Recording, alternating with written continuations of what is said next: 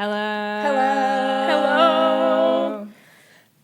God of Small Things by R and Dottie Roy. National bestseller. Okay.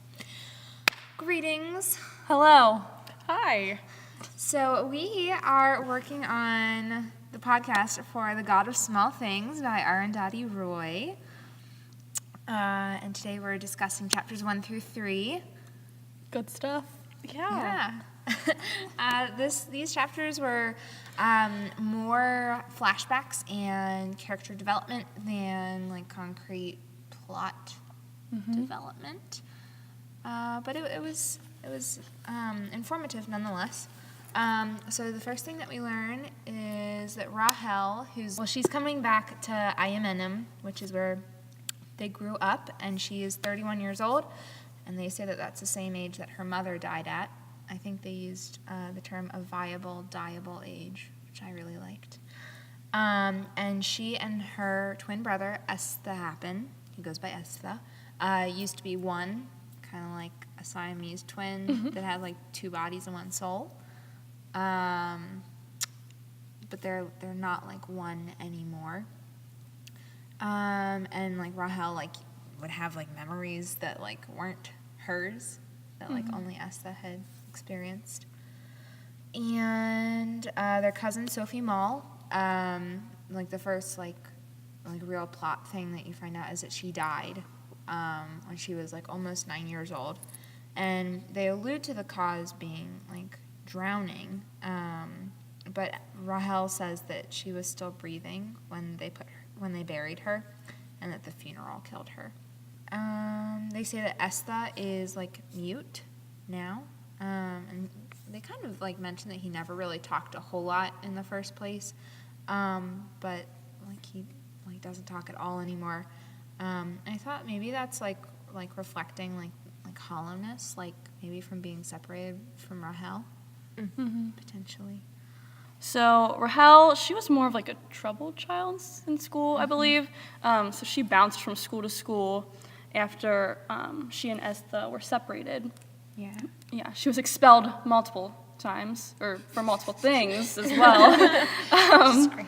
Yeah, it's fine. The teachers like always like commented that it was like she didn't know how to be a girl, which I thought was very like ironic, given like how I mean maybe like ironic's the wrong word, like very telling for like how close she and Estha were, that like maybe neither of them like really learned how to be like just themselves.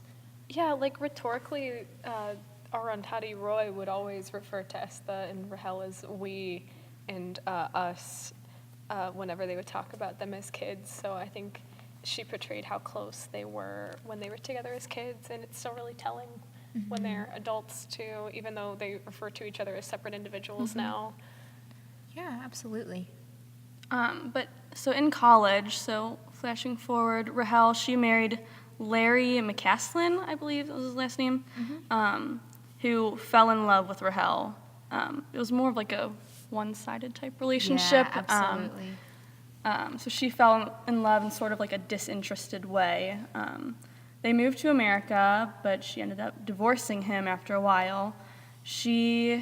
I don't know how to like describe it. Like when they slept together, She was like really distant. And, yeah, like weird. she wasn't like. Sounds kind of weird. Like she wasn't like thinking about him. Yeah, it was a little uncomfortable, but like kind of made sense. Yeah. Like she like almost like part of her like physically was not there. And I don't know. I guess like it's kind of like with the twins, like how he's like hollow and she's all hollow. I don't know. Absolutely. Yeah, weird.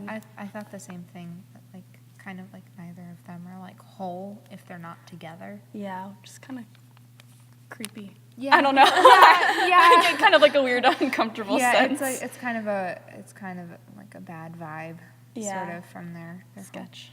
Yeah. So there was this character named Baby Kochama, who is their great aunt, I believe, and she had similar trouble with finding a husband as Rahel did. She fell in love with this guy named Father Mulligan, who Baby Kochama knew because Baby Kochama's father was a Christian Syrian priest.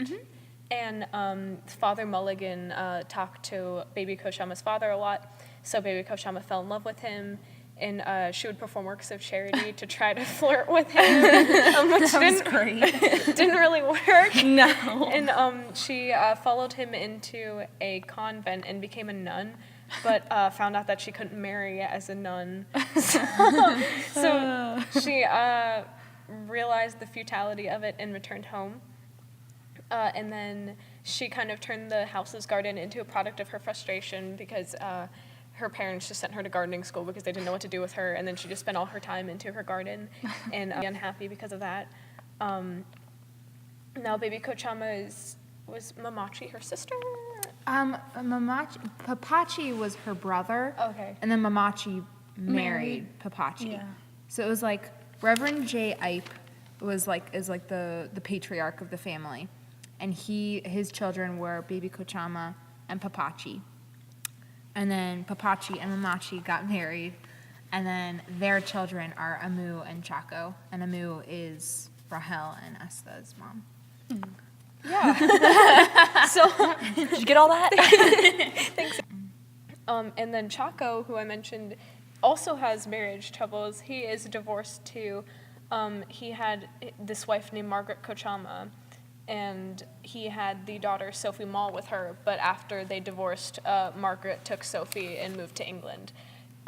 So part of the reason why Sophie Mall is so important is because none of the characters, especially Rahel and Esta, ever remember like seeing her at all until she returns to India, which is really important, but they don't talk about when she comes back in this chapter. They just allude to the fact that it's like really important. And the fact that she died, which is like they, I don't know. I was kind of weirded out by the way that they discussed it about like, because they said that like Rahel like left her body and was like watching the funeral, but they didn't like really talk about how she died. Like, what happened to this poor girl? I mean, they mentioned like drowning, but like, It's like a pale face. And yeah, and like from being in the water too long. But But yeah, I thought it was really weird. Like when I think it was Rahel that thought that she was like still alive and like Yeah. screaming under like the Yeah. ground, and I was like, I don't like that. no. That's such a child thing to think, though. I mean, like, Yeah. the author really did a great job of talking about when Rahel was a child because she used so much child imagery, like imagining someone being buried alive and screaming, which, like, adults wouldn't think because we're like, oh, they're dead, but, like... Yeah, absolutely. And just kind of like her like not being able to process the whole situation, like in general, was very typical of a child. Yeah.